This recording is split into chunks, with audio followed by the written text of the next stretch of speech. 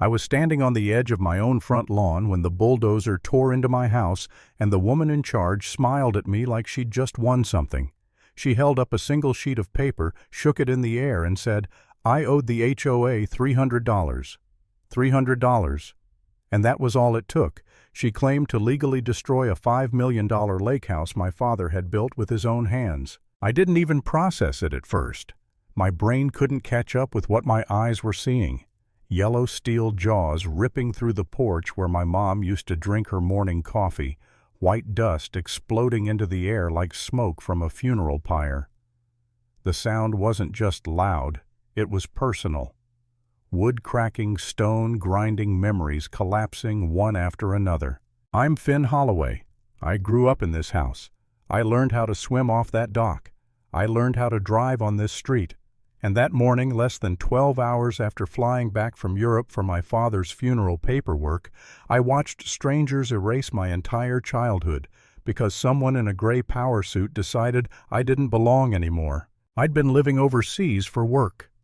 Germany, mostly finishing a research contract that had dragged on longer than planned.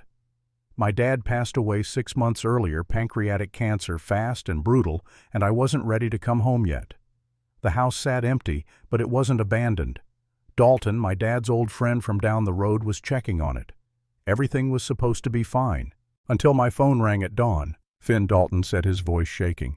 "You need to get here now. They're tearing the house down." I didn't ask who. I didn't ask why. I just drove. I still remember the smell when I jumped out of my car. Sawdust-crushed drywall. Something sharp and chemical underneath it all, like fear actually had a scent. I ran across the lawn, my shoes slipping on dew-soaked grass, shouting for them to stop. The excavator operator didn't even look at me. Hydraulic pistons hissed. The bucket swung again. That's when a thick-necked security guard grabbed my arm and yanked me back like I was nothing. "Sir, you need to step away from the demolition site." Behind him stood 3 people in a neat row, 2 men in dark suits holding clipboards, and her, Margaret Sinclair. She looked like she'd stepped out of a corporate boardroom and into my worst nightmare. Silver-streaked hair pulled back tight, perfect gray pantsuit, calm, composed, smiling. "Mr. Holloway?" she said, raising her voice just enough to cut through the machinery. "I'm afraid you're too late. The demolition order was executed at 700 hours this morning." My mouth went dry. "This is my house. My father built this place 40 years ago." She opened a manila folder slowly, theatrically, like she wanted everyone watching to savor it. "You failed to pay quarterly HOA dues for 3 consecutive periods. $300 total. Notices were sent. You didn't respond. Under our authority, demolition was the remedy." I told her I was overseas. I told her my father had just died. I told her I never saw a single notice. "That's not the HOA's problem," she said, her voice sharpening. "Property ownership comes with responsibilities. If you couldn't manage them, perhaps you shouldn't have held on to the property." Neighbors had gathered by then. Some people I recognized, some I didn't. A woman was filming on her phone. Someone muttered something about eyesores. A couple people laughed quiet, uncomfortable laughs, but they laughed. Then the excavator hit the stone fireplace. The one my dad built when I was 10 years old, stone by stone, explaining weight and balance like it was some life lesson. The stones scattered like broken teeth. I tried to pull free. The guard tightened his grip. Margaret stepped closer. Perfume sharp and expensive. "If you'd like to dispute this action, you're welcome to hire an attorney," she said. "Though I should warn you, our legal team is quite thorough." A police cruiser rolled up, lights flashing. And just like that, the law showed up not to stop anything, but to make sure I stayed out of the way while my life was reduced to rubble. I stood across the street as the last wall folded inward, dust settling over everything my parents built.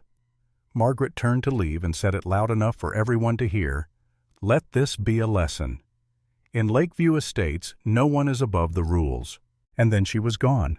That night I sat alone in a roadside motel that smelled like old smoke and broken promises, staring at the wall. My phone buzzed non-stop. I didn't answer. I kept thinking the same thing over and over. Maybe this was my fault. Maybe I should have come home sooner.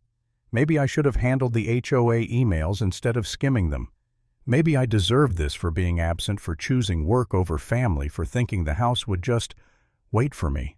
For the first time since I was a kid, I honestly wondered if I'd lost everything. Around midnight, I remembered my father's voice in the hospital. Weak, insistent. "Everything you need is in the mahogany chest. Don't forget." At the time, I thought he was just rambling. But now, standing in that motel room with nothing left, it wouldn't leave my head. So at 2 in the morning, I drove back. I parked 3 blocks away and walked through the trees, heart pounding, slipping through a half-latched fence around what used to be my home. The debris pile rose in the dark, illuminated by a single work light. Broken wood, twisted metal. My mother's china cabinet split in half. I dug with my bare hands. 20 minutes in my fingers hit something smooth and solid. Dark wood. Heavy. The mahogany chest. It was scratched, dented, but intact. I dragged it free, broke the old brass lock with a piece of pipe, and opened it right there in the ruins. On top was a letter. My name. My dad's handwriting. Everything changed when I read it. He hadn't just left me memories. He left me proof. Original deeds. Survey maps. Trust documents. 40 years of tax records. And right there in black and white was the line that made my hands stop shaking. Lot 1. My lot was explicitly excluded from HOA jurisdiction. The HOA never had authority over my property. Not once. Not ever. Margaret Sinclair knew it. I sat there in the dirt, surrounded by broken pieces of my life, and felt something inside me harden. Not rage. Not grief. Clarity. By morning, I had a lawyer. By the end of the week, I had HOA meeting minutes that talked about acquiring the central parcel while I was overseas. I had financial records showing HOA money funneled into a consulting company with Margaret's last name on it. I had neighbors, terrified neighbors who'd been fined, threatened, silenced. And then came the hearing. Margaret sat across from me in court, just as composed as ever, until the documents came out.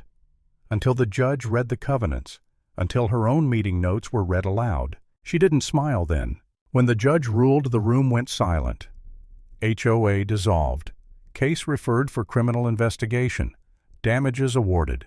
Authority stripped. Margaret was led out in handcuffs 3 days later. I didn't cheer. I didn't smile. I just stood there, finally breathing again, knowing one simple truth.